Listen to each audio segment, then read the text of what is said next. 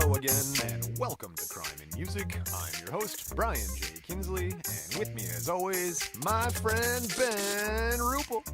Hello again, Brian. We are a true crime podcast about people in and around the music business and their misadventures into law breaking. We cover such topics as murder, crime, drugs, extortion. Sometimes we get into copyright laws. But if you like those sort of things, please hit the subscribe button, tell a friend, go to iTunes, give us a quick review, 5 stars, and then say anything you want. Write it all in emojis. Let's see if we can figure that out. Oh, yeah, I know my kids would be all on them. They communicate with emojis. It's funny. We've gone all the way from hieroglyphics to technical language back to hieroglyphics again. Hey, I'm on board with emojis. Why not? If you like emojis, send us some at all of the social medias, Facebook, Twitter, and Instagram, Crime in Music. Or hit us up at our website now. It's brand new, www.crimeinmusic.com. Check out the latest and greatest going there. And if you like us, if you like us, go to patreon.com/crimeandmusic and become a monthly supporter.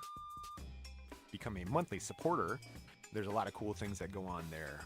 You get a couple extra bonuses for helping support the show and helping us continue to make these things for you guys. So I got a question, though, about the www.crimeandmusic.com. Crimeandmusic.com. Do we still need to say www? I really don't think you I don't do think anymore. we do. I mean, my grandma might. I think the people know. www.http//2 slashes in that. Now, just to get technical, people, please use HTTPS. The S is for secure. You don't want to be browsing the internet unsecured. And for the millennials, I hear, wear a condom. I don't know if you know this, but 2 things that they just had a survey, Dr. Drew Pinsky from Lovelines came out. 2 things millennials do not do is, 1, they don't wear condoms. And then 2, they actually have this sort of syndrome where they think they know more than they do, but they don't actually do because they haven't experienced very much. Oh, screw you, dude. Because You they're know you were millennials. the exact same way at that age. You knew everything. I know everything now, so Oh. that's why I know what's going on. Yeah, wear condoms, and you don't know everything. Yeah, pretty much, kids. Please, you'll figure it out once you. All right. Well, that sort of has absolutely nothing to do with today's topic, except for there were young kids involved. Not like that. These were young musicians and talented singers and such out in California. California. California. And then we go from being young and on the sort of the microphone side of music to being on the twisty dial side of music. It's the master, the man, the creator of the Wall of Sound. Who do we got? Phil Spector, coming to the stage. All right. Everybody, if you've been listening to the first few episodes, you knew this one was coming up. Kind of an interesting one, I'd say. He's not a musician. Oh, wow. He's a musician. Oh. But this is not where he made his bread and butter. You know what I'm going to say, kids. We'll get there. Yeah. Born December 26, 1939, Harvey Philip Spector, Bronx, New York City, New York. What was his full name? Harvey Philip Spector. So Spector is his real last God-given name. Actually, we'll get there. He changed it. All right. So he's born to parents Ben and Bertha. They were first generation Jewish Russian immigrants, but as Russia fell apart, it's Ukraine. So they're Jewish Ukrainian immigrants who came to New York. His dad was an iron worker. Does it have the year they came to New York? It does not, actually, now that I think about it. Well, it was before or during World War II. I was just curious. Yeah, it definitely was during World War II. Okay. All right. So his childhood, again, his dad is a Russian iron worker, so I'm sure he was tons of fun. April 20th, 1949, Phil's 9 years old. His dad commits suicide by carbon monoxide poisoning. On purpose? I guess that's suicide. Kind of the definition. It's hard to commit suicide. I'm sorry.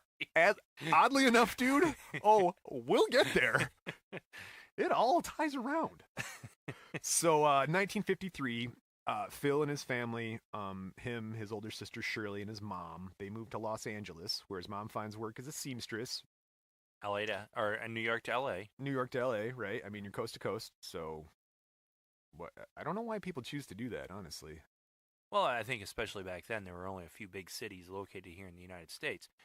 At that time, I'm talking big cities, upcoming big, huge cities. Detroit was probably already a, at one point was one of the biggest cities. But other than Detroit, 1953? Chicago, Yeah, well, that's what I wondered. New how York, L.A. they skipped the Ukrainian population in half the Midwest and then just jumped to L.A., which I don't know anything about the immigration in L.A. in the 50s, but Oh, I think there's a lot of Asians emigrating there. that's true. Probably. Again, post-war again. Yeah. So Okay. anyway, all right. So, Phil goes to Fairfax High School, basically. He's in L.A. He grows up as a kid. He's fine. He goes to Fairfax High School in Los Angeles, California, near West Hollywood on the corner of Fairfax and Melrose. So now it's in a really desirable place. Was it desirable then, you think? No. I mean, when Phil went there, it was actually known as the Jewish school. It was literally like Fairfax Jewish High School in the area. So they had a large, Right. It was pretty predominantly white. Since 1930s, Fairfax School was known for a breeding ground for future entertainers, too, because they're right there kind of close to that Hollywood, L.A. sort of niche. They're right in there. That was the work that was being handed out in that area back then. Well, right. Entertainment. I mean, and when you're in the entertainment business back then, it wasn't just the guy in front of the camera or behind the microphone. There were all the people supporting it, too. Oh, Yeah. that was the business. That was it was a machine. So there were people, we're outside of Detroit. We're outside of Motown. We're autos and cars. That's what everybody did. Whether it was your aunt who worked for a company who supplied the paper to the auto factory, Mhm. or your dad who worked in the auto factory, that was their business. So Hollywood, definitely entertainment's their business. Yes, I mean that was a propaganda machine for the United States at that time, and it was a big business. Makes sense. Yeah. So check this out, though. Fairfax High School. These are notable alumni from Fairfax High School, and I just stuck to musicians. We've got Herb Albert. These are people that went to school with Phil. Well, no, these are just people who went to Fairfax High School. This one high school. Right, like I said, since the 1930s, Fairfax High School, Fairfax High, has been known as like that's where the future of entertainment's going to come from. So we got Herb Albert, if you remember him, Herb Albert and the Tijuana Brass. Nope. Sorry. Oh, was a little Spanish flea. No. I was a little Keep going. Spanish Keep flea, going. a record star he thought he'd be. He heard of singles like Beatles, Chipmunks he'd seen on TV. Why not a little Spanish flea? It sounds like a game show. It's intro. Herb Albert and the Tijuana Brass, yeah. If I played it, I'm sure you would. Oh, we could play that. I think it's now beyond copyright, isn't it? Damn it! Yeah, my bad, guys. Next time I'll be on this. Which transitions nicely. Flea from the Red Hot Chili Peppers also went to Fairfax High School. Rod Gardner, L.A. Guns, and the founding drummer of Guns N' Roses. Tracy Guns, L.A. Guns, founding guitarist of Guns N' Roses. Jack Irons, drummer for the Chili Peppers, Pearl Jam, the Wallflowers. Tito and Jackie Jackson, Jackson 5. Sharona Alpern, the inspiration for My Sharona by the Knack. Wow. Anthony Kiedis, Red Hot Chili Peppers. There are a lot of these people I recognize names. That's what I'm saying. Go to Fairfax High, kids. Eric Melvin, No Effects. Played guitar and accordion. Alan Sherman, Slash, Guns N' Roses. P.F. Sloan, Secret Agent Man. Remember that? Secret Agent Man. Secret. Is it Secret? I knew you were going to do this, which is why I put it in there. All right, Secret Asian Man. Hillel Slovak, Red Hot Chili Peppers, guitarist. And I saved the best for last because that's how alphabetical order works. Warren Zevon. Oh! Werewolves of London. All right, we grew up listening to Warren Zevon down in Scott's basement playing pool, just listening to all the Warren Zevon we could. For anyone who knows my musical history, Werewolves of London was my official song debut in any of the band. 21 Days, Cross-Eyed Jim, any band I was in. Kirk Devane and the Bionic Dirt, I sung Werewolves of London. Yeah, and I this is terrible. He was American. I thought he was English. I'm sorry. He sung about London. It didn't make him English, but yeah, I mean, I didn't look into his history and his past and his place of birth. I just Warren played Zevon pool and ate like some a pizza British and guy. screwed around. He's down like in the Madonna. basement at Scott's house. I think Madonna's, she's British, right? She's got the accent. She can, sure. Yeah. All right, so he's going to Fairfax High School, surrounded by a bunch of talented mofos. In the 1958 and 59, he starts a band called the Teddy Bears. They sound mean. They sound like some mean dudes. Yes, Phil Spector's on guitar. Marshall Lieb, his background in harmony vocals, big goony dude who just kind of stood, boom, boom, boom, boom, boom, just kind of stood there. Harvey Goldstein, Annette Kleinberg, she's the lead singer. She later gets in a horrible car accident, has a bunch of facial surgery, changes her name to Carol Connors. And Sander L. Nelson, they brought him in. Sandy Nelson is a very famous drummer from back in the day. He's like the guy on the drums for every cool song you've heard in the 50s and 60s. He's like credited with like close to 100 top hits. I'm assuming this is at a point where they're young. They're in high school. They're 16. I mean, it was interesting. I watched a clip on YouTube of their, anyway, we'll get there. Harvey Goldstein leads the band early on, and the Teddy Bears is basically like a three-piece for a while, and then they pick up Sandy, the drummer. They got their name from the Elvis song, Let Me Be Your Teddy Bear. It's a singing episode today, and I don't know why. You're just going to town. Give the people what they don't know that they don't want. So the Teddy Bears recorded a very, very famous song. To know him is to love him. You don't know this song. Sing it, Brian. To know him is to love. All right, stop singing, Brian. Oh, yeah, I approached that. Did they write that? Is that? Yeah, that's Phil Spector. He wrote that song when he was like 15, 16, 17. I mean, he wrote that. They recorded at Gold Star Studios at the cost of $75. It's probably a lot of money back then. Probably was a huge amount of money back then as I mock it now. It's kind of a lot of money now. I would like $75. That would be nice. Again, go to our Patreon. Patreon.com/crimeandmusic. They released on ERA's Door label in August 1958. Took about 2 months to get some airplay, and then boom, global hit. To know him and to love him. Title song was taken from the inscription on Phil's dad's grave. And it was recorded 18 different versions over the years. Dolly Parton, the Beatles, Amy Winehouse, Gary Glitter. Remember him? We'll get back to Gary Glitter. Nancy Sinatra. So December 1st, 1958, number 1 on the Billboard Hot 100, selling over 1 million copies by the year's end. So again, December 1st, and then by the year's end, they sold 1 million copies. You mean in 1 month? Or 1 month and 1 year? No, in 1 month, that's how it's presented. So that was a hot song, man. Yeah. The group signs with Imperial Records. Their next single, I Don't Need You Anymore, reaches number 91, and the group disbands in 1959. One and done almost. One and done, baby. That's a one-hit wonder. Ooh, I wonder if they were like one of the first one-hit wonders. Probably not. No, probably not. Bach, Beethoven, those dudes all kind of had one hit. Yeah, right. Done. Somebody. After the split, while recording the Teddy Bears album, Phil meets a guy named Lester Still. In 1960, Lester gets Phil to work in New York City as an apprentice to Jerry Lieber and Mike Stoller. Basically, there's a picture of these dudes with Elvis. I mean, these are the guys behind the boards who make hits back in the day. Are they producing, or are they like They're producers. They're twisting the board. They're writing songs. They're musicians. They're basically giant music nerds who will find a star, a pretty face, a dude who can shake his hips and go, hey, come here, man. And then, boom, they push him to superstardom. But then back then, I think a producer was more than just like the Simon Cowell of the... Oh, no, yeah. These guys were doing the whole thing. They were much more involved. They had play many instruments, hats. Correct. I mean, they came up with like Hound Dog and like Kansas City and all that stuff. So Phil quickly learns how to use a studio. I mean, he becomes like a music nerd studio guy. So now he's not performing anymore. I did say I'd go back to that. So I saw a clip of the Teddy Bears on, I believe it's like Perry Como show or something. And this girl, what's her name?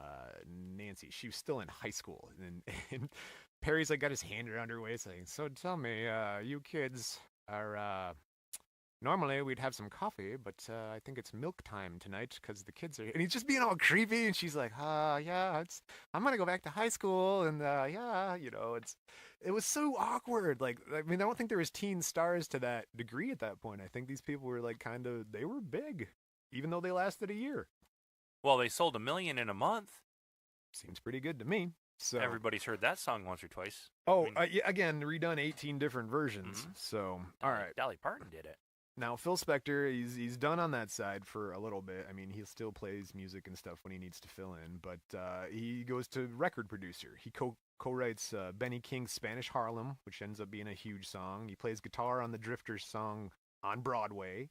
He produces the Top Notes original version of Twist and Shout. He produces Curtis Lee's Pretty Little Angel Eyes. And by 21, Phil's a millionaire and responsible for 20 consecutive #1 hits. At 21 years old. 21 years old. Wow. I guess it's a mix of it's who you know and what you know. He obviously learned quickly. I mean, he studied from the guys who were the best at the time, which is the easiest way to get to the top, right? I mean, train with the best makes you the best. And so he did this in New York. Most of his work. Most of the early work. Most of the early work, yeah, doing studio stuff, session work, and all that stuff. So now we hit the 1960s, and what a lot of people know Phil Spector for is called the Wall of Sound. The Wall of Sound. The Wall of Sound. Do you know what that is? I'm picturing like a wall with a bunch of speakers on it. See, that's what I used to think too. Even going through bands and all this stuff coming up, I always the Wall of Sound. We just stack up these huge speakers in a big wall and go. No, it's not actually. It's a music production technique where the wall, you overdub a ton of musicians to make a full sound. So, what Phil said is, quote, I was looking for a sound so strong that if the material wasn't the greatest, the sound would carry the record. Well, hold on. The Wall of Sound. What was that referring to? His system of making music, or was that the name of a recording studio? Or? No, the Wall of Sound is his production technique. Okay. So he came up with a way to do it, and named it the Wall of Sound. Right. What it does is he'd have these huge ensembles, like not all right. Huge ensembles, and he had non-traditional instruments like electric and acoustic guitar. So they had both types. What kind of music do you play here? Oh, we play both kinds. Country and Western. But no, that's the concept, is they would double it up, sometimes triple it up for a lot of the parts to create like this full big tone. So you're not just using a piano. He would get a piano, a harpsichord, an electric piano, an organ, and they would play the exact same thing. That's how the Moody Blues worked. It. Well, they're probably Wall of Sound people. Well, I mean, they just all sang the song at the same time. Who's singing? We're all singing. We're all singing. All right. Sounds good. 1960. Well, okay. Are you good on the Wall of Sound then? Yeah, got it. Oh, I thought. Well, I've heard that term. Right. Associated with his name. I thought it was Actually, I thought it was a name of a recording studio. It might be pretty good name of a recording studio. Yeah. Wallofsound.com. But that was his technique. That was a technique that he would use making music. Correct, and it's indistinguishable to your ear. Like if you heard them playing, I don't even know what. Like I mean, whatever. The Beatles. There's some Beatles stuff in there. You hear them playing the Beatles. You're not going to know that it's a piano, an organ, a harpsichord, harp, whatever other keyed instruments there are, xylophone. Like you can't. You would never be able to tell it because your brain is just not overloaded, but so full. You're like, man, that sounds awesome. Well, probably part of the reason that he was able to do it is just technology at the time was starting to come together. Oh, for sure. So he was on the precipice of that technological, all the electronics and the recordings and being able to mix stuff together with it sounding good. Semiconductors and transistors, yeah. So he was the he was the guy. He figured it out. 1966, Phil produces Ike and Tina Turner's single "River Deep, Mountain High." Oh, no, you don't know that one either. You gonna sing it? That one I don't actually know. So I didn't. I didn't have time. Singer. I loved it. Today's the day. We'll get there. Phil considers that his greatest production to date. Like he's like, dude, this is gonna be the one. It places at number 3 on the UK pop charts and peaked at 88 in the USA. Yeah, he didn't get his number. He didn't. He liked it. Yeah. Well, Phil goes into seclusion for 2 years. Do you have anything on that? What was he doing? In seclusion, reports of strange and psychotic behavior happened during this time. He did very little for the rest of the 60s. Yeah, other than like dabs of acid and probably some other drugs. What do you do when you're secluded and psychotic? Get married. I thought that's what you did after you got married. That'll make it better. I don't know. I think I was on the other side. He gets married to Ronnie Bennett of the Ronettes in 1968. That's an American girl group from New York City. So she probably had a wicked accent. That's Boston. She probably had a cool accent. Veronica, Ronnie, was the lead singer. And they had some hits. Be My Baby, Baby I Love You, The Best Part of Breaking Up, and Walking in the Rain. So, wait, okay. Now that I've read those all in a line, Be My Baby, one song. Baby I Love You, another song. 2 songs about, hey, we're doing good. And then The Best Part of Breaking Up, so something bad happened. And then Walking in the Rain, because I'm sad. All right. Yeah, the whole entire timeline, it sounds like, about Unraveled the Ronettes. Any relationship. Pretty much. There you go. So, while he's secluded, he starts carrying a gun. Why not? Get married, carry a gun. Has a cameo in the movie Easy Rider as a dope pusher. Pushing that dope. I've seen Easy Rider. I mean, I know it's a very famous movie. I feel like I need to give it a rewatch. Oh, yeah, it's been a long Dennis time. Hopper was in there, right? Yep. Who was the other guy? Robert Wagner? No. Yeah, Robert Wagner. I didn't say Telly Savalas. Who loves you, baby? All right, so no, all right, we got seclusion. He basically does 3 things. He mentally abuses his new wife, he carries a gun, and he has a spot in a movie. Oh, and he had a spot as himself on one episode of I Dream a Genie. It's my turn to sing. Doing good. So in 1969, he hits the big leagues. Well, I mean, Jesus, he's already... What year? 1969. 69. Oh, I've been doing 96s. That's why it's not working. Rub harder. Phil falls out of a funk after he's produced George Harrison's solo album and John Lennon's solo album. They did really well, and then he gets a bunch of old Beatles recording sessions, and he turns that into the Let It Be album, which tops UK and US pop charts both. So he was working with George Harrison. Oh yeah. Okay. And John Lennon. Oh. And a couple of encounters with Yoko. That's too bad. No, I like George Harrison a lot. I thought he was always underrated. I would like a plum floating in perfume served in a man's hat. I don't know what that means. If you do, please send me a line at Twitter/crimeandmusic. No, that's a Simpsons reference of when Barney Gumble gets really famous, and then you don't get to win anything right now. We still have a contest for your last reference. And we have to check to see if anyone properly got that. So I think there's a beer koozie involved. So in the 70s, Phil continues to produce Lennon and Harrison solo albums. He starts with the weird and reclusive behavior again, though. So he sort of vacillates between being bizarre and reclusive. That's your word for the day, folks. Vacillates. Vacillates. I thought that's what you did when you were a teenager in your room all alone. No, do not use Vaseline. That will, grow bacteria. So, again, kids, wrap it up. Don't use the Vaseline for the naughty, and just you take it easy. You'll be fine. And if you do want to know what to use, please write us at Crime and Music. Brian's kind of an expert in this area. Yes, sure. I'll tell you what I know. After several months of tension, the Beatles and Phil Spector part ways. This guy's weird. He's got all this Vaseline all over his hands. I'm not working with him anymore. John Lennon called him weird. That means you're pretty weird. You're weird. So, anyway. 1974, we skip ahead a little bit. He divorces Ronnie, and he gets in a near-fatal car crash. Phil was thrown through the windshield of his car during the crash in Hollywood. He spent he was almost declared dead at the scene, but they found a faint pulse. Took him to UCLA Medical Center. Hours of surgery. He had over 300 stitches in his face, and he had more than 400 stitches to the back of his head. Wow. And he's still good.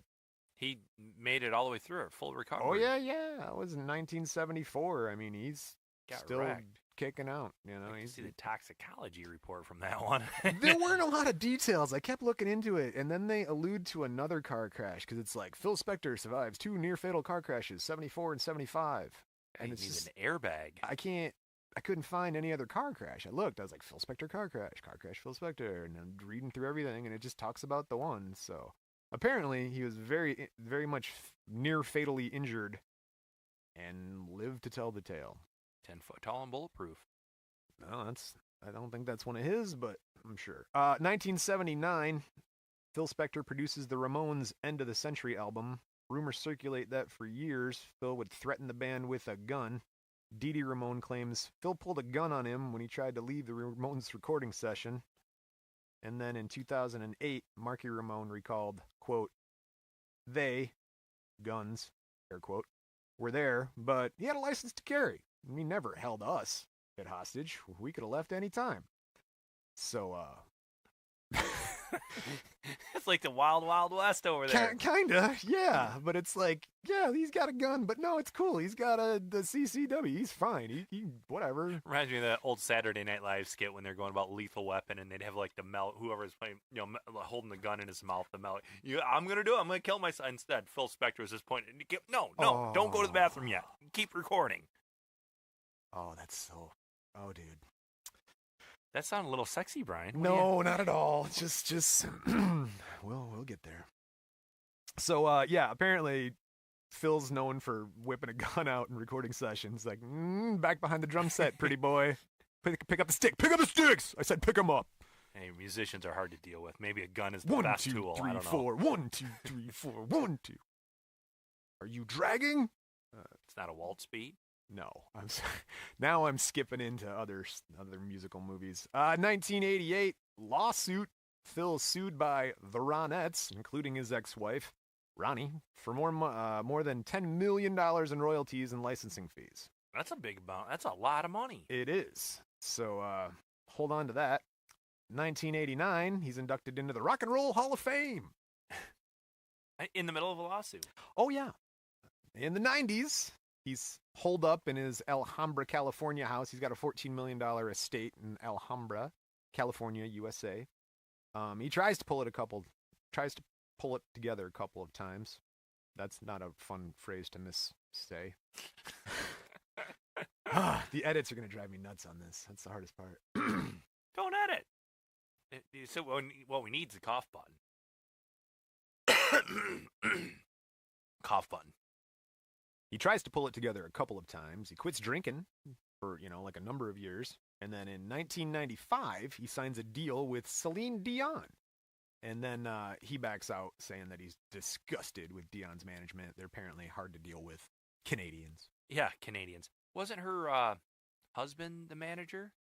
I think yeah, you're right. It was her husband. He's kind of a famous dude. Husband-wife team. I wouldn't want to negotiate with that either, I would imagine. So people like her. I don't get it. She could sing good. Well, however that's phrased. 1997, he's inducted into the Songwriters Hall of Fame. That's legit. I would say. Yeah. Now, in November, at an award show in Great Britain, he referred to the Spice Girls as the Antichrist while accepting an award. I don't like that at all. You're a fan of the Spice Girls? Yeah, I'm a big fan of the Spice Girls. You want to fight about it? Defend their honor? Yeah. What was your favorite Spice Girl? I liked them all. Yeah, but which one, though? What was that little blonde one? See, it's creepy when you say I like Baby Spice. You can't say that. And then Mel B seems to be the only one who did anything. I mean, Posh married David Beckham, so good for her. Yeah, I do. Yeah. They were fun. I liked it. Hey, I'm not above pop music. No, I like pop music. I mean, that's kind of one of my... Any Beatles fan that says they're above pop music is a heretic. The Beatles were pop music? They were, yes. So 2001, the Ronettes win their lawsuit from Phil back in 1988. For 10 mil? No, they're awarded about $3 million. I got reports at 2.6, and then it said $3 million, then it said over $3 million. Okay, so they got paid. Well, 2002, the Court of Appeals throws out the Ronettes award and they got unpaid. Orders the case back to court. Phil loses again, and now the Ronettes get royalties twice a year. Oh, That's probably better. That's probably better than 2.6 mil, I would say. So, okay. This is probably time for a break right here, man. Yeah, you want to take a break? I think we should take a break. All right, everybody. We're gonna take a break. You take a break.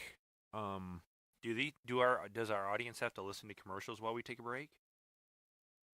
Hopefully, yeah. That's how we get if paid. You're listening to a commercial, hopefully we're getting paid for this. If you're not, if we go right into this again, right. I mean, I want you to be talking about Four Hymns or Blue Apron or anything of that nature. Blue Apron. Oh, we'll get free Blue Apron. All right. Yeah. Blue Apron. And we're back. Well, what's all that about? I just wanted to let people know we were back. Hi, this is Ben Rupel, and you're on the air with Hot Houses. I was thinking more like it's a 35 putt. It's a 35 putt downhill into a breaking green, and he's going to use his upright putter. Kind of creepy the way they do talk on golf. So what'd you do with your time off, Brian? I sat here and drank. That sounds pretty exciting. I have a water and a beer, so I'll let you guess which is less full. All right, so Phil Spector, he's really making a name for himself. We got a junior wonderkin here, millions of bucks in the bank, knows how to write a song, knows how to produce a song, knows how to make chicken shit into chicken salad. You kind of see him going off the rails a little bit, and there are a lot of famous names that were like, this dude's whack. For sure. But he's still delivering. People will put up with wacky weirdness as long as you're making them money. It is the music industry. So, right. Yes. Bunch of scumbags. Nah, I mean, there are some out there. We know there's some out there. Yeah, no. And they're, as long as they're making bank. Making money, man. And they're helping other people make money, they will put up with a lot. If it makes dollars, it makes sense. So yo bros coming into bands, just holding guns at their head, keep playing the guitar. Sit down and play. February 3rd, 2003,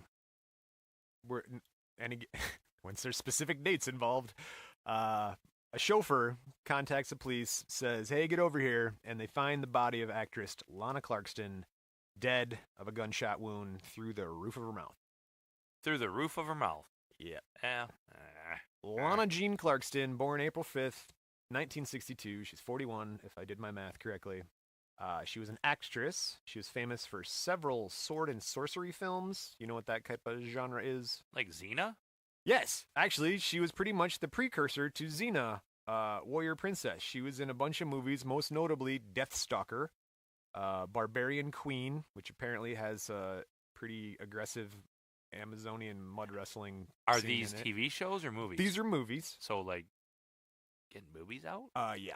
Right. It's, yeah. Why are you writing this down? Amazon Women on the Moon also is another one. I get the Netflix out. Are they in Netflix? Probably Amazon Prime. Amazon Prime has them. I guarantee it. That's got some weird shit. A lot of Korean stuff. So, yeah, she's basically doing a bunch of snoo movies. And so, but she was also in Fast Times at Ridgemont High, and she literally peeks her face in behind Michelle Pfeiffer in Scarface. Who was she in Fast Times? Student. Oh, just a background. Okay. Student. Right. So, what happened? What had happened was, Lana met Phil while working at the House of Blues in Los Angeles, California. And after leaving in Phil's blue limousine, why they specified he had a blue limousine, I don't know. So her name's Lana? Lana. Who do you think? Lana Jean Clarkston. Sorry, folks. I just want to go off on a tangent Clarkson. Here. Who do you think of when you hear of a Lana? Lana Lane. Superman. That's Lois. Oh. No, her cousin's name was Lana. In Smallville. Oh, it very well may have been. I'm sorry, I'm going to age myself here a little bit. Wasn't the, like in season 4 of Three's Company, their downstairs neighbor lady named Lana was always after Jack at the Regal Beagle? There was some and she was like Totsy girl named Lana. And she looked like she was maybe 50 and wore a lot of scarves and makeup and feathered her hair a lot. Lana. Mrs. Roper? No. She wore muumuus. What? How did that go, Mr. Roper and the I can't. One guy in the world knows exactly what we're doing right now. Rolling his eyes. There's a man in Traverse City just like, oh, Jesus. Looking at the camera, rolling his eyes, just opening his mouth, and then making like the little gay Twitter, like dingling bell with his dangly pinky. All right. Mr. Rover. It's the only way we can make light of these tragic situations. Why was Mr. Roper tragic? No, I meant Lana dying. Who's Lana dying? No, Lana Clarkson. All right, so Lana Clarkson, after leaving the House of Blues with Phil in his blue limousine, they drove to Phil's mansion in Alhambra. Phil and Lana go inside. Driver Adriano D'Souza waits in the limo. That's what limo drivers are paid to do. Well, I get the feeling that Alejandro has done this many, many times with him and Phil in the blue limousine. Yo, I got a limo. I got a limo driver. He's gonna know the routine. Okay. Yeah, if I have a $14 million estate in Alhambra and I have a limo driver, he's hip to the deal. Wait here. She'll be down in a minute. Yeah, I don't gotta take her back to wherever I picked her up from. Well, about an hour later, Adriano, I'm sorry, I'm pronouncing his name wrong. You know that's what we do. We say names wrong, and I do apologize. It's nothing personal. It's just not a name I'm familiar with. So, Adriano hears a gunshot ring out like a bell right before Phil comes out the back door with a gun. Phil's quoted as saying, "I think I just shot her." There seems like there's some doubt there because he wasn't certain. So the police find Lana's body slumped in a chair with a single gunshot wound to the mouth with broken teeth scattered all over the carpet. Ew, broken teeth. Spector said it was an accidental suicide and that she, quote, kissed the gun. I bet she did. Well, anyway, we'll get there. You think he was using it in like some sexual play? No, what happened is, and I didn't really include this, but I was on a psychology journal and somebody wrote this article about it, and he had a habit of when he would get these women and he'd make sexual advances, they would rebuff him, and then he would stick a gun in their face, and then they'd be like, oh, well, I guess so. And so, like, he had this pattern of doing it, but he's like, somehow, I don't know what Lana had to do with it other than just being at the wrong place at the wrong time, but somehow this one went a little too far. Maybe he was twitchy from drinking or drugs or who knows. And he pulled the trigger. And the trigger goes off. Or maybe she grabbed the gun and stuck it in her face and like, do it, just do it. Like one of those things. I don't know, but it sounds creepy and sad to get shot in the face. So, November. Yes, it sounds creepy and sad to get shot in the face. I mean, a gunshot wound to the butt cheek or something like that. That's like, funny. That's comedy gold. Seriously, you can laugh about that. Dude got shot in the ass. But a shot in the gunshot wound to the roof of the mouth, that's the one. And then teeth scattered on the carpet. It's just like... I don't even like that getting a shot in your mouth, on the roof of your mouth when you got to get your tooth worked on or something. Yeah. And they have to put that needle through. Dude, I had for the longest time... I hope nobody's eating lunch right now. Eat it up, fellas, ladies, anyone else? But no, I had for the longest time issues about like dreams, and I don't know if I was stressed or what, but my teeth would like break or fall out or crack, and it was always these super vivid dreams about it, and it would just freak me out. So I'm real sensitive about that whole losing your teeth thing and that whole getting curbed and all that stuff. Just right? Yeah, see, don't do that to me, man. There's a story there. Ben, tell us about your trip to Canada. Edit. No. November 20th, 2003, Phil is indicted for Lana's murder. A year later, Phil is ordered to stand trial. He shows up to court in these crazy wigs, man. Like, there's pretty much now infamous pictures of Phil Spector with these huge blonde afro wigs that he would wear. I've seen those. Yeah. That's not what he looks like? Well, no, if you think about it, though, the dude had like 700 plus stitches to the head unit, So he's probably trying to cover up because he is, that's when they were publicizing trials, and that's when trials were a big media What year is that? 2003. So he definitely knows that everything's on TV. Oh yeah, well, there's Entertainment Tonight. He had one of OJ's lawyers is one of the ones who posted like his $1 million bond and stuff. Was that the Kardashian dude? No, it was Shapiro. I think it might have been Shapiro. But you got to think he probably knew how to play the media. I mean, he knew the game. Yeah. He grew up in it. He invented it. I was just gonna say he knew how to make stars, and I guess everybody was saying he was having issues being an aging dude in like the teenage game, like how to sell the teenagers, how to get them what's cool, and so he was getting weird, man. It sounds like he was weird. Yeah, I would say. I like the idea of if you're going to trial, suicide. You're coming in and out of your car, you're going up to the courthouse, everybody's there with the camera, throw on some crazy freaking wig, and then if you ever get say acquitted, then you can come out of it and put your regular wig on. Oh, then and you might not be recognized. You know, perception is reality. Oh my God, the older I get, the more that's true. So, all right, at the trial, the chauffeur, Adriano, man, I'm sorry. Adriano. The chauffeur testifies. The prosecution says Phil's pulled a gun on 4 other women. None of Phil's DNA was ever found on the gun, but it was found on Lana's body. And so, September 26, 2007, the judge declares a mistrial. The jury's deadlocked, 10-2 for a conviction.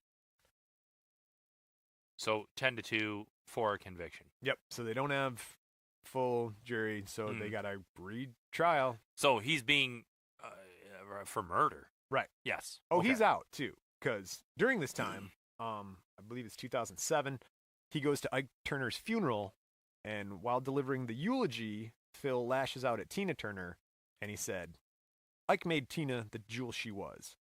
When I went to see them play at Sin Grill in the 90s, there were at least 5 Tina Turners on stage that night. Any one of them could have been Tina Turner."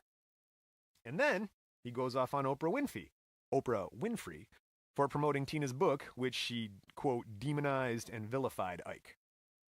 Well, she probably did. Didn't he beat the fuck out of her? Yeah, I'm sure you're going to hear about Ike Turner.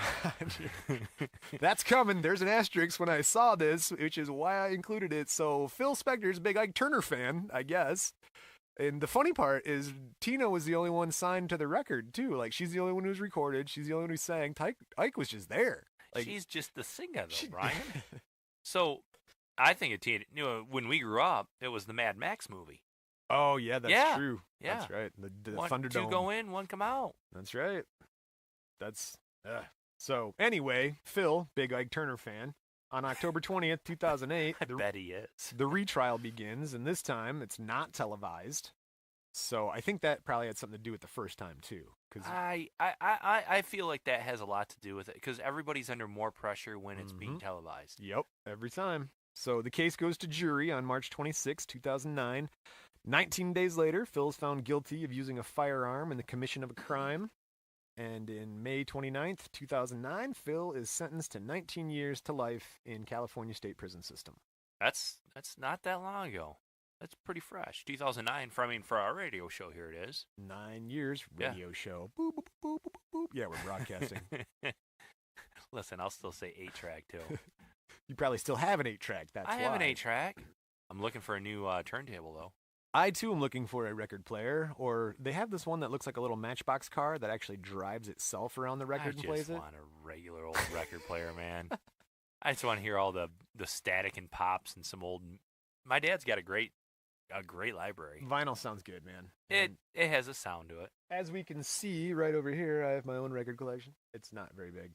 All right, so Phil Spector... A bunch of Smurfs albums. Gonna make fun of my record. There is a Jerry Lewis album in there, though. That's funny. All right, Phil Spector is in jail. Yeah. He's in jail now. Case closed. Like right now. Yeah. Oh, still now. Yeah. Where at? California. No, but here's the thing. Folsom? The appeals process. This asshole goes down swinging, bro. May 2011, California denies a rehearing. August 17, 2011, California Supreme Court declines to review the Court of Appeals decision. December 2011, Phil's attorney petitions the U.S. Supreme Court, saying that due process rights were violated. and then the feds in 2012 denied that. June 2012, they appealed to federal district court.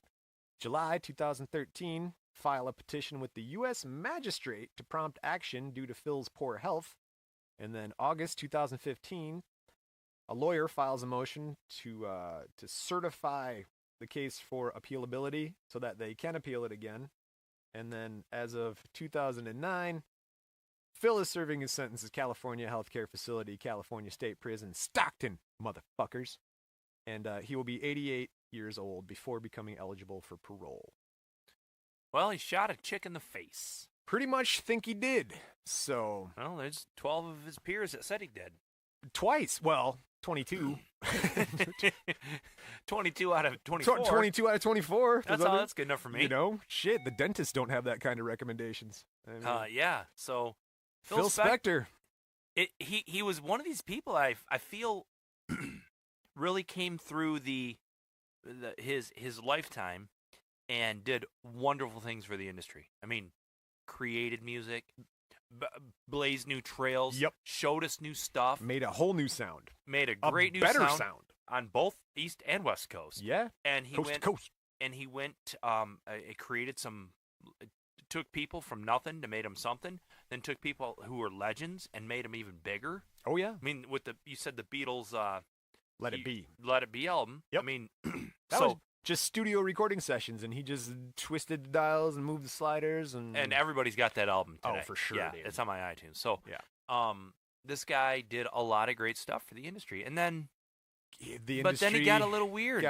But he is a product of a suicide, which I got to imagine has some effect. I'm not calling anybody out. You can have wonderful normal lives, but some people can't handle that. Maybe he's a little predisposed to some of his actions. His actions before he shot the girl in the teeth. He was getting weird with guns and sticking guns in people's faces and like being reclusive and holding up in his house. Like, you don't hold up in your house. It's probably a really nice house. I mean, a $14 million mansion is probably really nice. I sometimes hold up. I live in Michigan. It's between the months of the end of December all the way to March. It's called winter. Yeah. This is not a $14 million home. I don't think they have winter in Alhambra. No, they probably don't. No. They got rid of that. They voted it out. They're going to be 3 states soon, so who knows? No, I'll tell you that. So he's one of these tragic stories. I don't want to put the spin on it like maybe he's just a product. Maybe I do this every single time. You do this every time. I know. Can't they just be bad asshole people? Can't he just be a dick? Yeah, he's a dick. He's a rich asshole who's like, hey, sleep with me. And she's like, no. And he's like, boom, fuck you. Why are we making it complicated? Yeah, he shot a girl in the face. Yeah, in the face. I feel like a lot of these stories that we hear, there's never... I like hearing that, yeah, I fucking did it. I just shot her in the face. I like hearing that. I like the closure. But they always say it like a question. I think I shot somebody in the face. I would love to hear... That OJ thing came out a few months ago where he kind of admitted everything on TV. Oh, my God. But then he kind of didn't. If I did it, this is how I would have done it. And then, and then he started just talking in first person. And then it was really, really scary, and then I had to run. And, I would love to hear a confession from some of the people that we've spoke about, including Phil Spector. He's still alive. Oh, yeah. He's going to be 88 by the time he's eligible for parole. That was my last little factoid. And he's not even that old right now. I mean, he's old. He's older than you. He's older than me, but... That's what I'm saying. He very well may die in prison. Yeah, he's not of well health either, especially if he's hanging out in the healthcare facility of the California State prison system. Maybe Stockton. Maybe he's arranged that. I bet it's a much more comfortable situation. Staying in a small cell compared to staying in a hospital sort of thing. I don't know. But I would like to hear maybe the next podcast we do, we'll start putting a little thing that says admitted to it. No, he's guilty. He admitted to it, or she admitted to it. I like it when there's closure. I'm sorry, it bugs me. I see. So you want just like the straight up, yeah, I shot him. I shot her in the face. I put the gun right between her teeth, and then she closed her mouth. I would blow right through her dead. Yep, that bugged shot her. Me. Oh, yeah, teeth scattered all over the carpet. Yeah. So Phil Spector, he went through. He was doing stuff his whole entire life, and he's still in jail. Every time, man, they're doing so good. They're doing so good. They make some money. They get weird, and then it goes downhill. Well, that's I guess it's now. Now, as everybody's listening to this, please know that there are a lot of good, upstanding individuals in the music industry doing what they're supposed to do. Yeah. God-fearing folks. No, right, there's good raising people. families. Yeah. Donating to charity. Right. Picking up trash on the side of the expressway. Picking up trash. Yeah, we're not going to talk about those people. No. That's boring. No, unfortunately, we are going to talk about people in and around the music business who have committed some type of crime. So if you do have some suggestions, please let us know at Crime in Music on Instagram, Twitter, Facebook. Drop us a line on any one of those social media platforms. And until next time, like the song says, never trust a big butt and a smile. I never have yet.